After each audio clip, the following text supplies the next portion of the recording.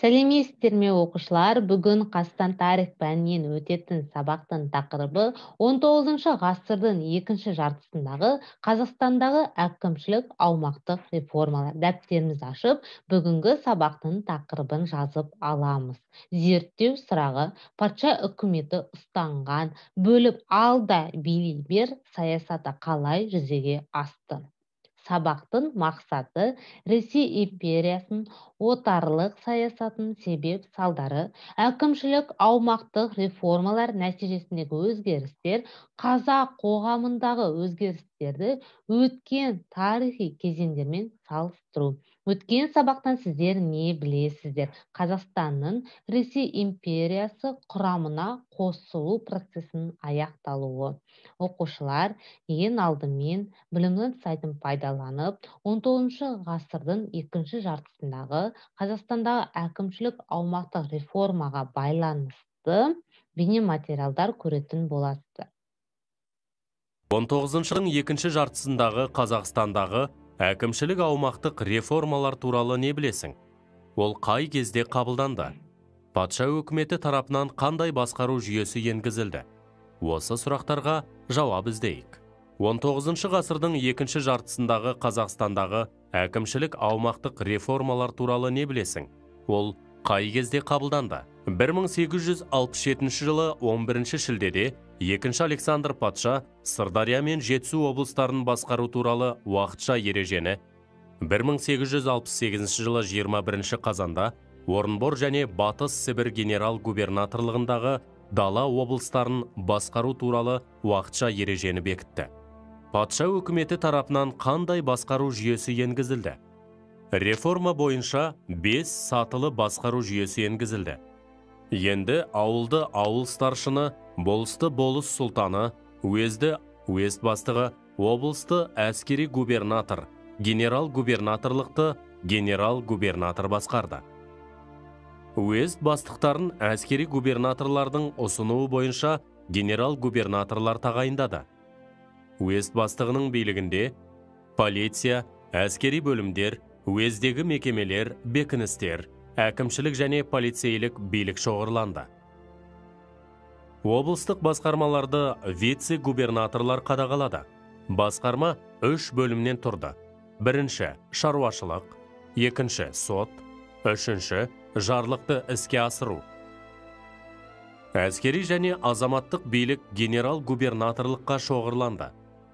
1886 жылы Түркістан генерал-губернаторлығының көші-қонды басқару ережесі қабылданды.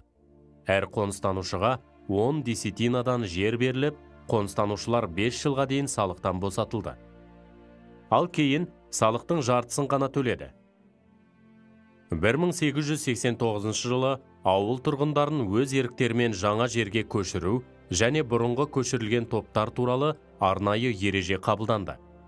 Қоныстандыру Ішкі істер министрлігінің және мемлекеттік жер иеліктері министрлігінің рұқсаты арқылы іске асырылды. Ережеде қоныстанушылардың аудандары нақты Томск және Тобыл губерниялары, Жетісу, Ақмола, Семей облыстары деп көрсетілді. 1893 жылғы уақытша ереже бойынша қоныс аударушылардың жан басына 15 десятина жер берілді. Ресейлік шаруалардың қоныс аударуы қазақтардың жерін тартып алу есебінен жүргізілді. Оқушылар, бейнематериалды көріп аяқтадық. Ал енді қысқаша конспектті оқыңыздар.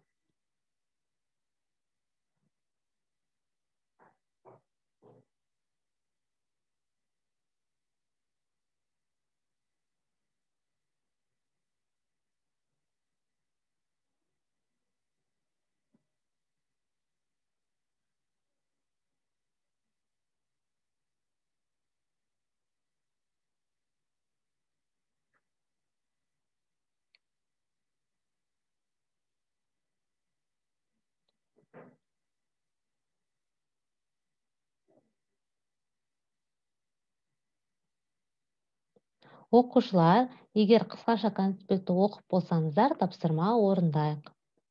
Бірінші тапсырма әкімшілік аумақтық бөліністердің басқарушысымен сәйкестендіру.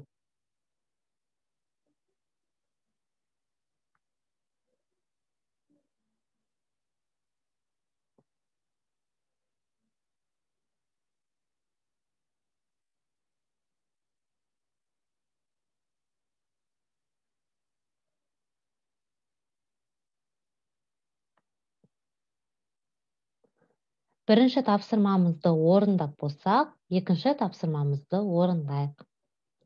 Екінші тапсырма реформаның нәтижесін анықтау керектер, яғни жағымды, жағымсыз жақтарын.